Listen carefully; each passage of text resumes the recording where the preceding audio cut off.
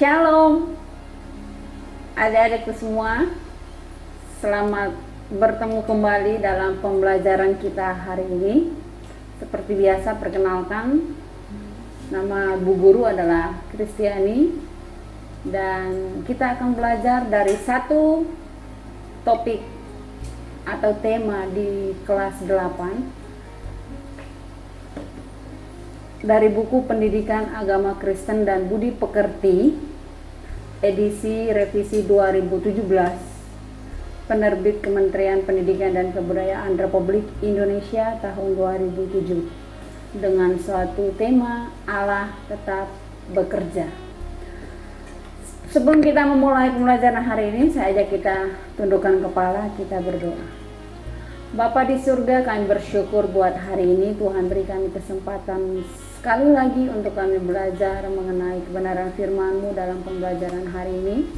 Biarlah pembelajaran hari ini berguna bagi masa depan kami dan menjadi pegangan dalam kehidupan kami, sehingga apa yang kami pelajari dapat tertanam di dalam hati kami dan biarlah itu dapat bermanfaat bagi orang lain.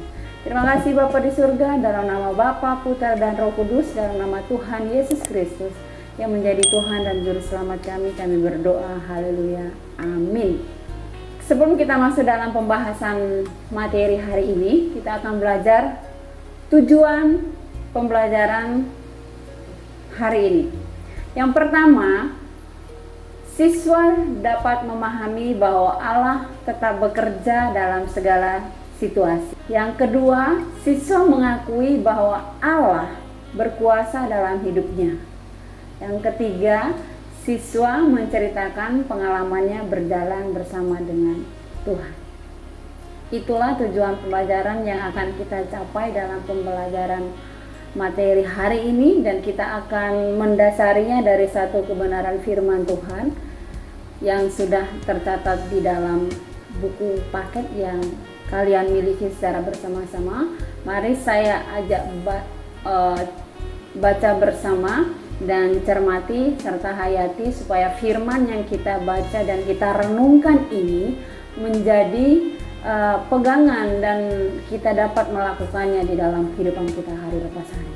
Roma 8 ayat 26 sampai 39, demikian bunyi firman Tuhan. Demikian juga Roh membantu kita dalam kelemahan kita, sebab kita tidak tahu bagaimana sebenarnya harus berdoa. Tetapi Roh sendiri berdoa untuk kita kepada Allah dengan keluhan-keluhan yang tidak terucapkan. Dan Allah yang menyelidiki hati nurani mengetahui maksud Roh itu, yaitu bahwa Ia sesuai dengan kehendak Allah berdoa untuk orang-orang kudus. Kita tahu sekarang bahwa Allah turut bekerja dalam segala sesuatu untuk mendatangkan kebaikan bagi mereka yang mengasihi Dia, yaitu bagi mereka yang terpanggil sesuai dengan rencana Allah. Sebab semua orang yang dipilihnya dari semula, mereka juga ditentukannya dari semula untuk menjadi serupa dengan gambar anaknya, supaya Ia, anaknya itu, menjadi yang sulung di antara banyak saudara. Dan mereka yang ditentukannya dari semula, mereka itu juga dipanggilnya. Dan mereka yang dipanggilnya, mereka juga dibenarkannya. Dan mereka yang dibenarkannya, mereka itu juga yang dimuliakannya. Sebab itu, apakah yang akan kita katakan tentang semuanya itu? Jika Allah di pihak kita, siapakah yang akan melawan kita? Ia yang tidak menyayangkan anaknya sendiri, tetapi yang menyerahkannya bagi kita semua. Bagaimanakah mungkin Ia tidak mengaruniakan segala sesuatu kepada kita bersama-sama dengan Dia? Siapakah yang akan menggugat orang-orang pilihan Allah? Allah yang membenarkan mereka. Siapakah yang akan menghukum mereka? Kristus Yesus yang telah mati, bahkan lebih lagi yang telah bangkit, yang juga duduk di sebelah kanan Allah, yang malah menjadi pembela bagi kita. Siapakah yang akan memisahkan kita dari kasih Kristus? Penindasan atau kesesakan, atau penganiayaan, atau kelaparan, atau ketelanjangan, atau bahaya, atau pedang, seperti ada tertulis, oleh karena engkau kami ada dalam bahaya maut sepanjang hari. Kami telah dianggap sebagai domba-domba sembelihan. Tetapi dalam semuanya itu kita lebih daripada orang-orang yang menang, oleh Dia yang telah mengasihi kita.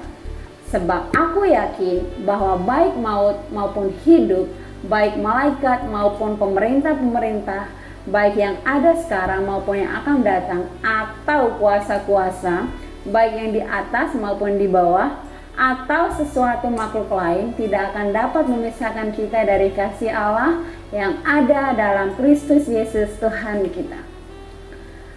Firman Tuhan yang kedua yang menjadi dasar firman Tuhan untuk pertemuan kita hari ini, yaitu terambil dari 2 Korintus pasal 11 ayat 23b sampai 27. Aku lebih banyak berjerih lelah, lebih sering di dalam penjara, didera di luar batas, kerap kali dalam bahaya maut. 5 kali aku disesah orang Yahudi, setiap kali 40 kurang 1 pukulan. 3 kali aku didera, 1 kali aku dilempari batu, 3 kali mengalami karam kapal, sehari semalam aku terkatung-katung di tengah laut.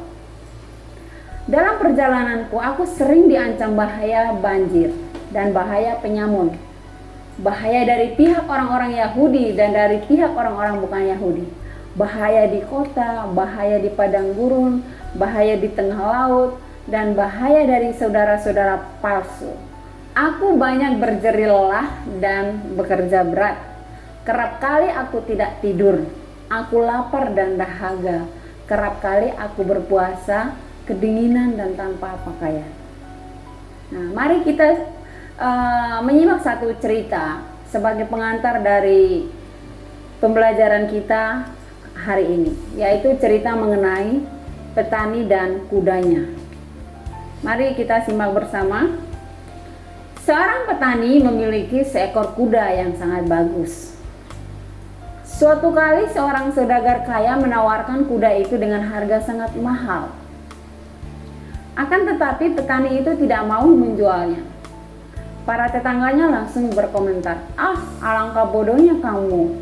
Kudamu sudah ditawar dengan harga mahal, tapi kamu membuang kesempatan berharga itu." Seminggu kemudian, kuda itu tidak pulang ke kandangnya. Para tetangganya kembali berkata, "Nah, sekarang kudamu hilang, pasti ada yang mencurinya. Coba kemarin tuh kamu jual, dapat untung besar." Petani itu menjawab, "Untung atau rugi, siapa yang tahu?" Beberapa hari kemudian, ternyata kuda itu kembali. Rupanya kuda itu pergi ke hutan dan sekarang pulang dengan 10 kuda liar bersamanya. Melihat itu para tetangga berkata, "Ah, kamu sungguh beruntung. Ternyata kudamu itu tidak hilang, bahkan ia telah menambahkan 10 kuda lagi bagimu." Kembali petani itu menjawab, "Untung atau rugi, siapa yang tahu?" Keesokan harinya, anak laki-laki si petani berusaha menjinakkan ke-10 kuda tersebut. Tetapi ketika sedang menunggang salah satu kuda itu, ia terjatuh dan kakinya patah. Melihat itu para tetangganya berkata pula, "Ternyata bertambahnya 10 kuda bukanlah anugerah bagimu, malah membawa musibah. Lihat, gara-gara kuda itu anakmu patah kaki." Dengan tetap tenang, petani itu menjawab, "Jangan bicara begitu, musibah atau anugerah siapa yang tahu." Beberapa waktu kemudian, negeri itu terlibat perang dengan negara lain. Semua pemuda di kampung itu terkena wajib militer untuk maju ke medan perang. Hanya anak petani yang terluka itu yang lolos dari wajib militer. Hikmah dari cerita itu, apa yang tampaknya sebagai ujung jalan, kadang hanya sebagai belokan, masih ada jalan kelanjutannya. Begitu juga setiap peristiwa yang kita alami, biasanya akan diikuti oleh peristiwa-peristiwa lain. Itulah makna cerita yang sebagai pengantar untuk pembelajaran kita hari ini. Bagian B, kita akan belajar bagaimana Allah tiada henti bekerja. Paulus adalah seorang pekabar Injil yang sangat gigih. Untuk mengabarkan Injil, ia banyak sekali mengalami rintangan dan cobaan, baik dari dalam dirinya sendiri berupa penyakit yang dideranya di dalam 2 Korintus 12 ayat 7-10, maupun cobaan dan tantangan dari luar dirinya berupa berbagai kesulitan dan penganiayaan hebat yang harus ia alami. Dalam surat yang dituliskannya kepada jemaat di Korintus, ia menulis, "Aku lebih banyak berjerih lelah, lebih sering di dalam penjara, didera di luar batas, kerap kali dalam bahaya maut. 5 kali aku disesak orang Yahudi, setiap kali 40 kurang 1 pukulan. 3 kali aku didera, 1 kali aku dilempari batu, 3 kali mengalami karam kapal. Sehari semalam aku terkatung-katung di tengah laut. Dalam perjalananku, aku sering diancam bahaya banjir dan bahaya penyamun. Bahaya dari pihak orang-orang Yahudi dan dari pihak orang-orang bukan Yahudi. Bahaya di kota, bahaya di padang gurun, bahaya di tengah laut, dan bahaya dari pihak saudara-saudara palsu. Aku banyak berjerih lelah dan bekerja berat. Kerap kali aku tidak tidur. Aku lapar dan dahaga. Kerap kali aku berpuasa, kedinginan dan tanpa pakaian." Di dalam 2 Korintus 11 ayat 23-20. Bisa kita bayangkan betapa beratnya perjuangan pelayanan Paulus. Akan tetapi, ia tidak pernah putus asa ataupun kehilangan semangat. Paulus tetap tegar dan teguh dalam pelayanannya. Apa yang membuatnya demikian? Tidak lain karena Paulus sangat merasakan bahwa Allah turut bekerja dalam segala kesusahan dan derita yang dihadapinya untuk mendatangkan kebaikan bukan hanya bagi dirinya, tetapi untuk banyak orang. Itulah sebabnya ia pun menulis, "Kita tahu sekarang bahwa Allah turut bekerja dalam segala sesuatu untuk mendatangkan kebaikan bagi mereka yang mengasihi Dia, yaitu bagi mereka yang terpanggil sesuai dengan rencana Allah." Di dalam Roma pasal 8 ayat 28. Kalimat tersebut kalau ditulis oleh seorang dalam keadaan senang dan berlimpah mungkin akan terasa biasa saja. Akan tetapi ini ditulis oleh Paulus yang tengah mengalami banyak sekali tantangan dan kesulitan karena pelayanannya. Sungguh luar biasa. Itu artinya Paulus tidak sekedar memberi nasihat, tapi juga mengalaminya sendiri bagaimana Allah bekerja dalam segala sesuatu untuk mendatangkan kebaikan. Dalam segala sesuatu artinya dalam segala keadaan, baik dalam keadaan suka maupun duka, baik dalam sukses maupun gagal. Tidak hanya ketika hidup kita senang dan berkelimpahan, tapi juga ketika hidup kita menderita dengan rupa-rupa masalah dan cobaan. Allah bekerja dalam semua keadaan itu untuk mendatangkan kebaikan. Apa respon kita ketika tahu bahwa Allah turut bekerja dalam segala sesuatu untuk mendatangkan kebaikan bagi kita? Apakah kita bersikap pasif saja atau tidak usah melakukan apa-apa? Tentu tidak. Sebab ayat itu tidak berhenti sampai di situ. Ada kelanjutannya. Bagi orang yang mengasihi Dia, yaitu bagi mereka yang terpanggil sesuai dengan rencana Allah. Jadi, agar Allah bekerja dalam segala sesuatu untuk mendatangkan kebaikan kita, juga harus aktif. Tidak boleh hanya berpangku tangan, yaitu dengan sungguh-sungguh mengasihi Allah dan menaati firman-Nya. Bagaimana bentuk nyata mengasihi Tuhan itu? Bagaimana kalau kita mengasihi seseorang?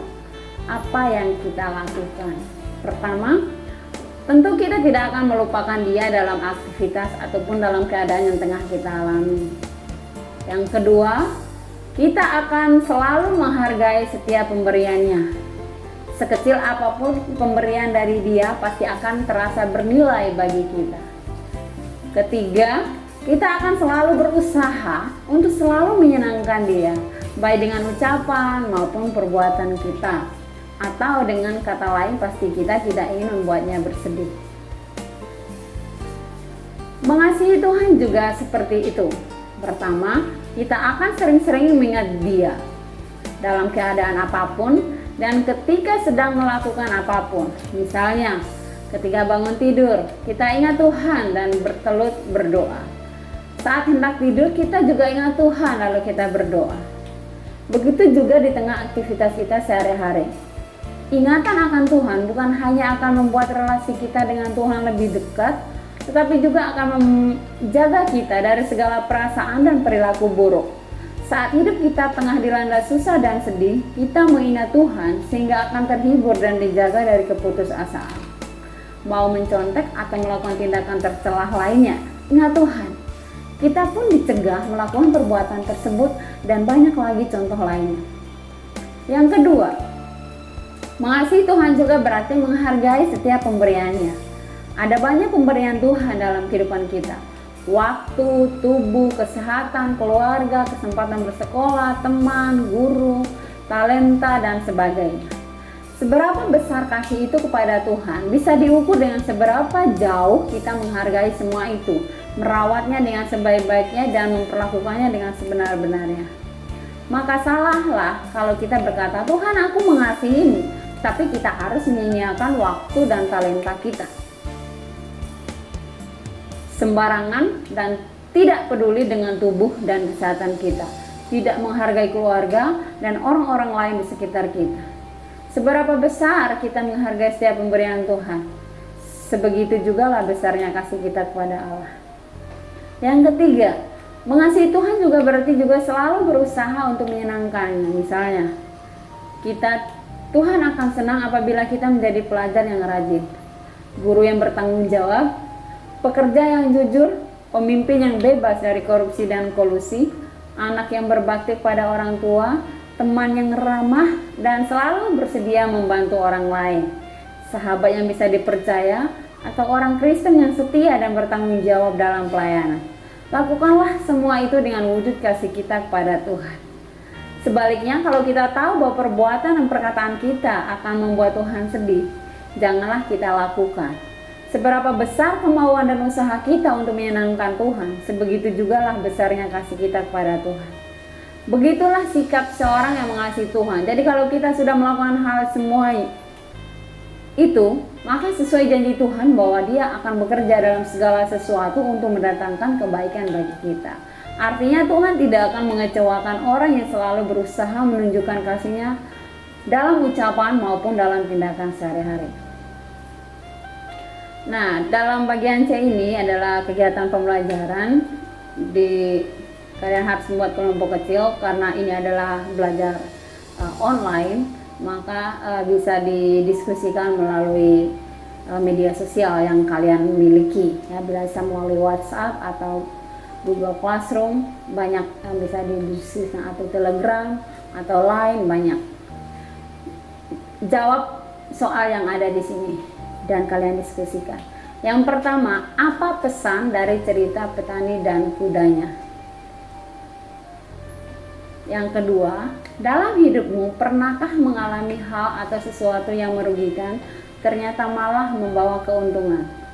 Sebutkan minimal satu pengalaman di masa lalu yang sekarang kalau diingat kembali justru membuat kamu merasa sangat bersyukur telah mengalaminya. Jelaskan mengapa. Yang ketiga, diskusikan juga grafik yang ada, grafik kehidupan seperti contoh di gambar ini. Dan petunjuknya ada di bawah, ya, petunjuk pengisiannya. Isilah grafik di atas dengan pengalaman hidupmu. Cobalah ingat pengalaman-pengalaman yang pernah kamu alami di masa lalu, baik itu pengalaman yang menyenangkan atau maupun pengalaman yang tidak menyenangkan. Untuk pengalaman yang luar biasa menyenangkan, nilainya +5. Untuk pengalaman yang sangat menyenangkan, nilainya 4. Untuk pengalaman yang menyenangkan, nilainya 3. Untuk pengalaman yang cukup menyenangkan, 2. Dan untuk pengalaman yang agak menyenangkan, nilainya 1. Begitu juga sebaliknya untuk pengalaman yang tidak menyenangkan. Lalu berilah titik pada garis pertemuan angka pengalaman dan angka usia. Setelah selesai, hubungkan setiap titik tersebut dengan garis seperti contoh ini, ya. Kalau yang di atas itu menyenangkan, yang di bawah itu tidak menyenangkan. Contoh pengalaman yang menyenangkan itu mungkin merayakan hari ulang tahun, ya kan. Terus kalau tidak menyenangkan itu mungkin ketika kita perayaan ulang tahun, orang tua kita ada kesibukan lain, ada kegiatan lain sehingga membuat kesedih. Itu salah satu contoh saja. Bisa kalian ingat kembali bagaimana perjalanan kehidupan kalian di masa lalu, dan lihat ini sebagai contoh pengalaman hidup Tono. Pada usia 2 tahun, ulang tahun dirayakan di sekolah, nilainya 4. Pada usia 4 tahun, Tono berlibur ke rumah kakek dan nenek di Bali, 5. Pada usia 6 tahun, Tono terkena demam berdarah. Ia masuk rumah sakit, negatif atau tidak menyenangkan. Pada usia 8 tahun, ia punya adik baru, ya, hal yang menyenangkan. Pada usia 10 tahun, si manis kucing kesayangannya hilang, ya, itu pengalaman yang menyenangkan buat Tono, yang tidak menyenangkan buat Tono, jadi -3. Dan usia 12 tahun dia lulus SD dengan nilai pas-pasan.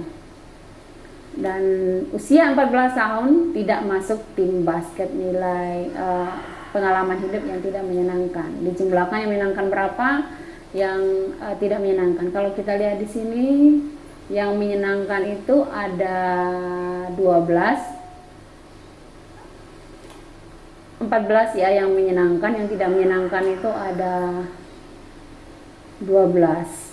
Ya, jadi dia lebih banyak senangnya di dalam kehidupannya. Oke, itulah contoh dari kehidupan Tono yang bisa kita pelajari, dan kalian bisa menulis kembali lagi contoh pengalaman kehidupanmu di masa lalu seperti kisahnya Tono. Nah, untuk kelanjutannya kita akan menyanyikan sebuah lagu yang berjudul Pelangi Kasihnya. Mari kita semua sama-sama bernyanyi. Nyalakan videonya dan di unmute ya.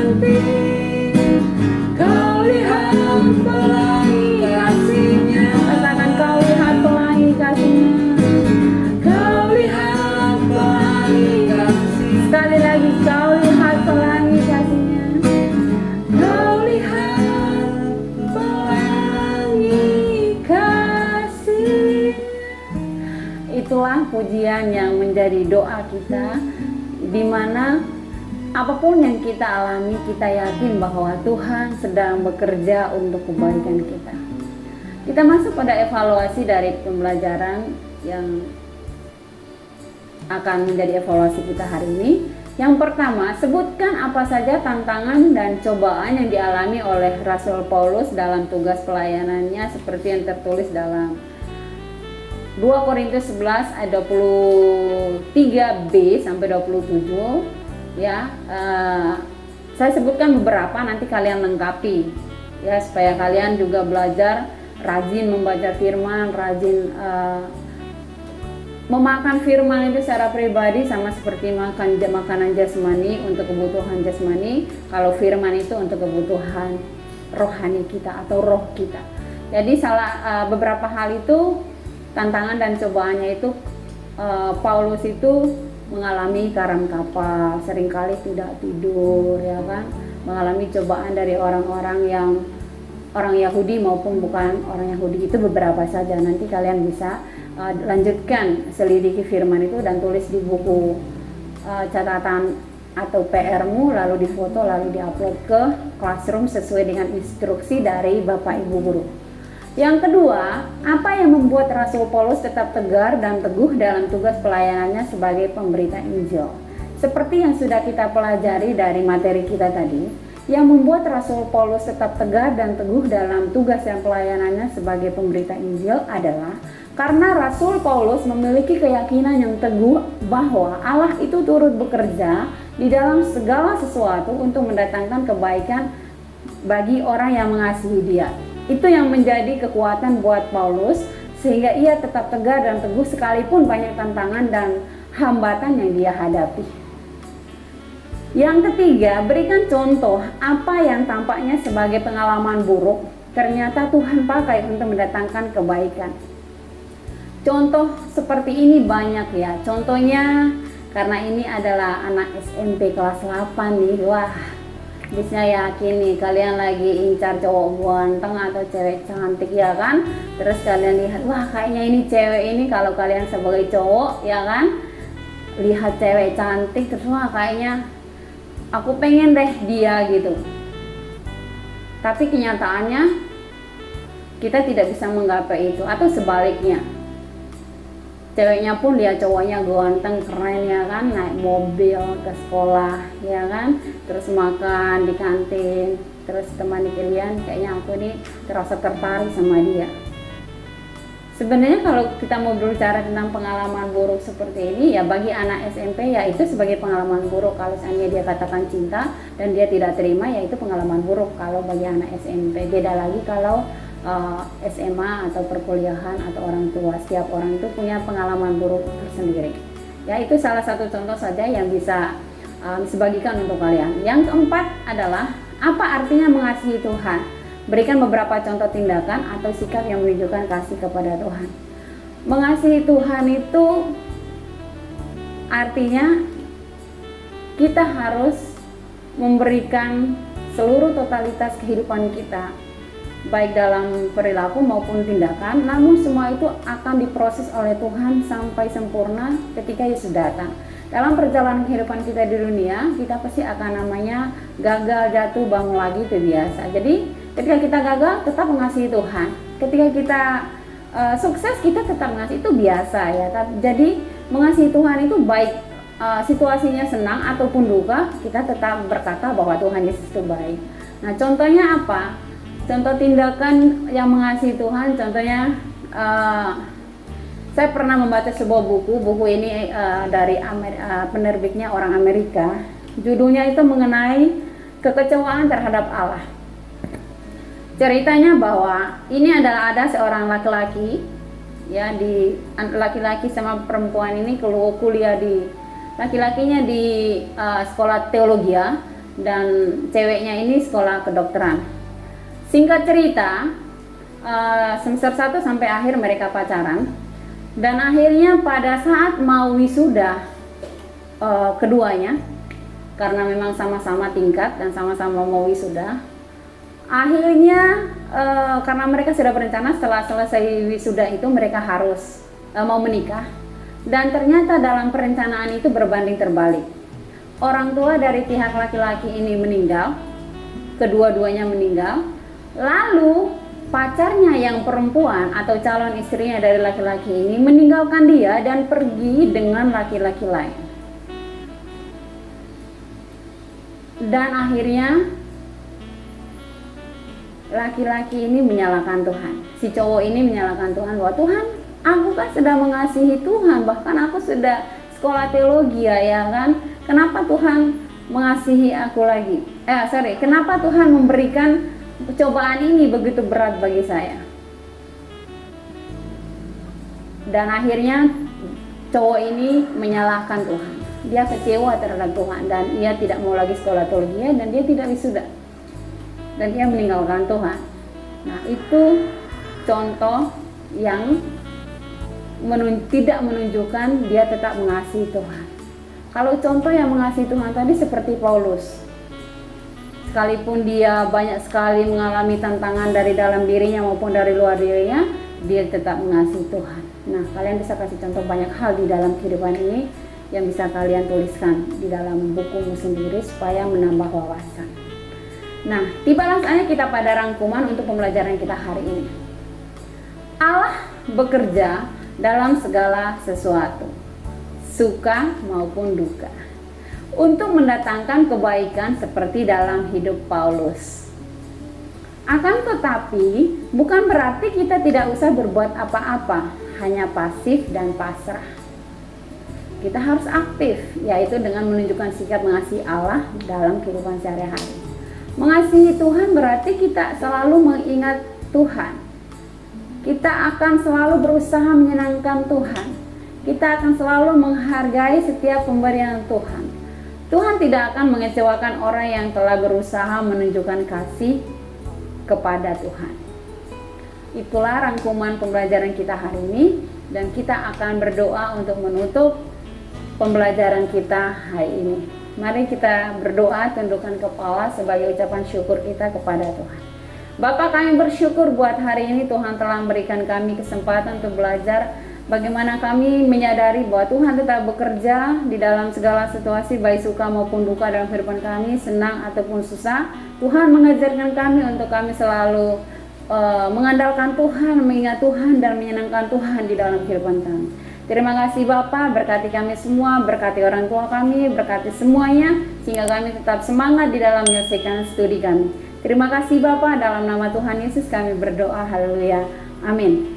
Sampai jumpa, Tuhan Yesus memberkati.